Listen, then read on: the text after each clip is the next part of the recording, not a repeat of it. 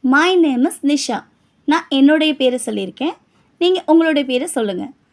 ஹிந்தியில் சொல்கிறதா இருந்தால் மேரா நாம் நிஷா ஹே. மேரா நாம் நிஷா ஹே. தமிழில் சொல்கிறதா இருந்தால் என் பெயர் நிஷா. என்னுடைய பெயர் இல்லைனா என் பெயர் அந்த மாதிரி சொல்லலாம். ஹிந்தியில் சொல்கிறப்போ மேரா நாம் நிஷா ஹே. What are you doing? நீங்கள் என்ன பண்ணிகிட்ருக்கீங்கன்னு கேட்போம்ல. நீங்கள் என்ன செய்கிறீர்கள்? இதே நம்ம ஹிந்தியில் கேட்குறதா இருந்தால் அப் கியா கர் ரஹே ஹோ. அப் கியா கர் ரஹே ஹோ. இங்கிலீஷில் கேட்குறதா இருந்தால் what are you doing. What are you doing. ஹிந்தியில் அப் கியா கர் ரஹே ஹோ. அப் கியா கர் ரஹே ஹோ. ஐ ஆம் ஒர்க்கிங். ஹிந்தியில் சொல்கிறதா இருந்தால் மே காம் கர் ரஹா ஹூ.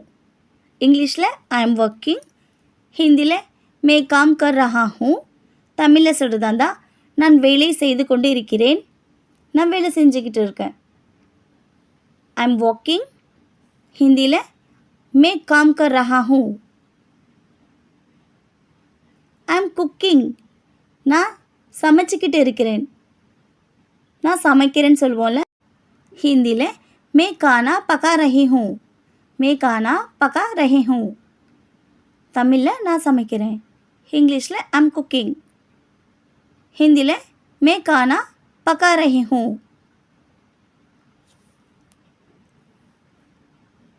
I am drinking coffee. நான் காஃபி குடித்து கொண்டிருக்கிறேன். நான் காஃபி குடிக்கிறேன். I am drinking coffee.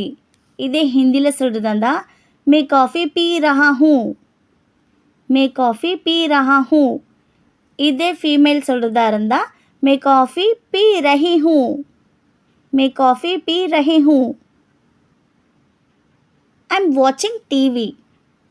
டிவிக்கு ஹிந்தியில் டிவின்னே கொடுத்துருக்கேன். தூர்தர்ஷன்னு கூட சொல்லலாம். மே டிவி தேக் ரஹா ஹூ. ஹிந்தியில் மே டிவி தேக் ரஹா ஹூ. தமிழில் நான் டிவி பார்த்து கொண்டு இருக்கிறேன். இங்கிலீஷில் ஐ எம் வாட்சிங் டிவி. ஃபார் மேல் ரஹா ஹூ அப்படின்னு சொல்லணும். ஃபார் ஃபீமேல் ரஹி ஹூ அப்படின்னு சொல்லணும். Are you married? நீங்கள் திருமணமானவரா?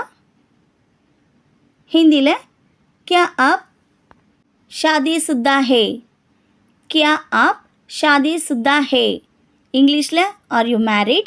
हिंदी में क्या आप शादीशुदा है.